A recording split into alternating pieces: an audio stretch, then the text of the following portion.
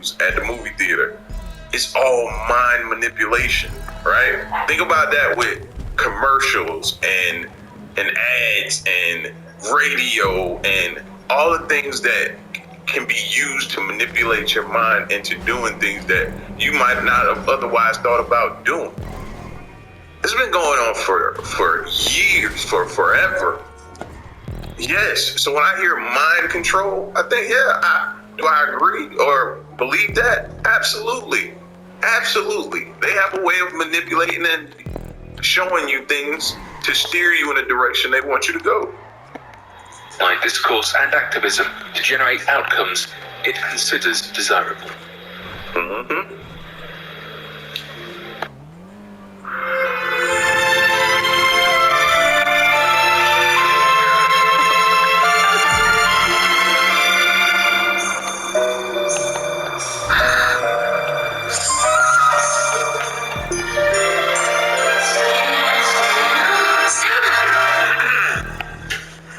Let me guess. Another daydream? It was that village again, Cece. With snow and that old man and...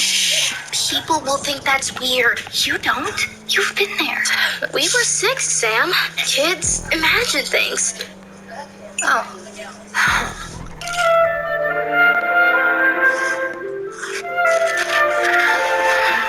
Hey, nice. Quite the little village you've got here. Zach, have you ever had a dream that felt real?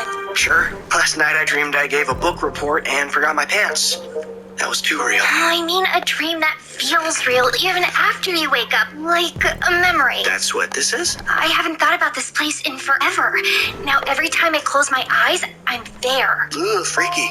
You think, but actually it's nice. I feel peaceful there. Like I'm supposed to be there. Wait, so it's a happy place you can go to in your head? That's a problem because... You don't think I'm weird? Oh, you're definitely weird, but not because of this. Thanks. What? Wait!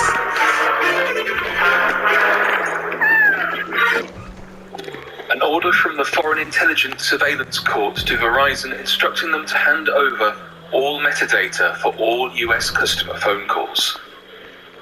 One of the first items Snowden leaked in 2013 was a secret court order from the US Foreign Intelligence Surveillance Court, known as FISA, instructing Verizon to turn over metadata from all calls originating in the US over a 3-month period, ending the 19th of July 2013, to the National Security Agency, known as the NSA, on a daily basis.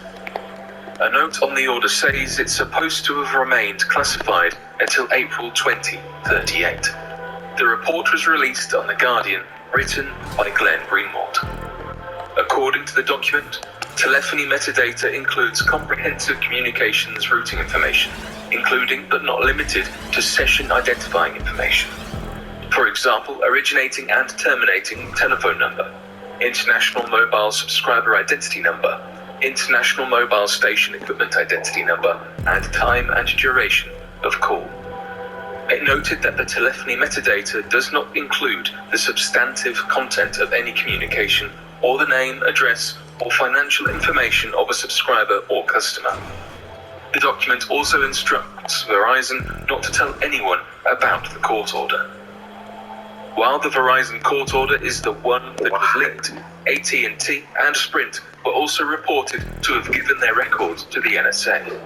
The leaked court order has raised a series of questions. The main question being, is this a one-off or from a series of similar orders? Also, to what extent does the US government have domestic spying powers? The blanket gathering of records is unusual compared with normal FISA court orders. Usually, these are aimed directly at a named target, for example, one that is of interest or suspected terrorist links. I wonder if they think we're that naive. Like, we don't think this type of stuff is already going on. We're aware. We know. And we know it's out of our control. They're going to figure out the way to get their hands on the information, whether we like it or not. I've come to terms with it, you know? I still know people who be like, I ain't put my information or that, and that's your choice. And I still know people who don't think that they have their information. And I'm like, okay, you be that naive. I just can't be that naive to think that they don't have access to pull our information or our records at any given time. Sorry.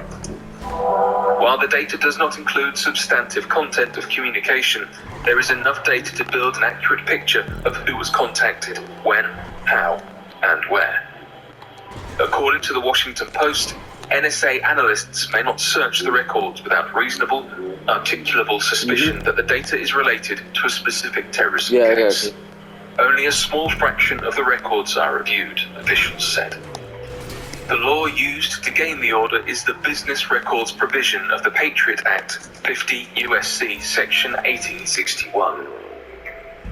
U.S. Senators Ron Wyden and Mark Udall had reportedly been warning about the interpretation of this act without being able to specify the domestic surveillance programs they found alarming. In a letter to Attorney General Eric Holder in 2012, the U.S. Senators stated, "As we see it, there is now a significant gap between what most Americans think the law allows and what the government secretly claims the law allows. This is a problem because it is impossible to have an informed public debate about what the law should say when the public doesn't know what its government thinks the law says." Facts. The 2013 Verizon data grab is similar to a program that was authorized by the Bush administration in 2001 and reported by USA Today in 2006, which implemented the collection of phone call records to analyze call patterns to detect any forbidden activity. The 2013 court order is the first hint that the Obama administration has followed a similar path. The Washington Post noted that the government made 6 requests under the Business Records provision of the Patriot Act in 2007 during the Bush administration, 21 in 2009, Obama's first year in office, and 212 last year, according to reports to Congress. However, it is not known how many are in the same style as the Verizon request.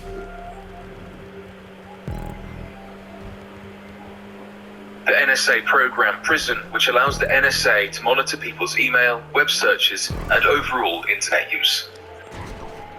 Following the Verizon scandal, Edward Snowden released details of the NSA program, PRISM. PRISM is a tool used by the US NSA to collect private electronic data belonging to users of major internet services such as Gmail, Facebook, Outlook, and others. It is believed to involve the cooperation of at least 9 technology companies, with these companies giving direct access to their systems. The leaked document contains a slide that records the date each company allegedly joined PRISM. Another showed the type of data collected, which included email, chat messages, videos, photos, file transfers, and more. Google released a blog post, which stated, "We have not joined any program that would give the US government or any other government direct access to our servers. The US government does not have direct access to the information stored in our data centers. We had not heard of a program called PRISM until yesterday. We provide user data to governments only in accordance with the law.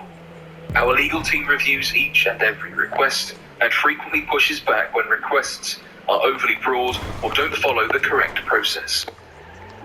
Press reports that suggest that Google is providing open-ended access to our users' data are false." Yahoo and Apple both went on to give similar statements. An Apple spokesman said it has never heard of PRISM.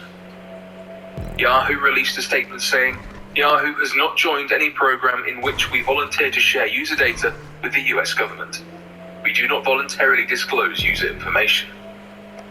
Facebook, while denying being part of PRISM and giving direct access to the NSA, released data regarding all national security requests in a bid to be more open. The company stated that for 6 months, ending December 31st, 2012, the total number of user data requests Facebook received from any and all government entities in the US was between 9,000 and 10,000. According to the Financial Times, in the wake of Snowden's revelations, the Obama administration defended the way it obtains private communications. James Clapper, the Director of National Intelligence, issued a statement to defend the practice, stating, "Information collected under this program is among the most important and valuable foreign intelligence information we collect. and is used to protect our nation from a wide variety of threats. That's the reason why I don't trip so much about it right there. Protecting our nation against a wide variety of threats. For that reason, I'm like, okay, y'all can deny it, y'all don't use it or have access to it all you want to. I'm cool with it. Because one of the reasons outweigh any other possibly manipulative reason or anything else. That one, protection. That way they can see what's going on, what's being sent, monitor people that may have or not have our best interests at heart and want to do something. You know what I mean? So for them to be able to scan and catch that before it happens, for that reason, I'm cool with it. Oh, look at that.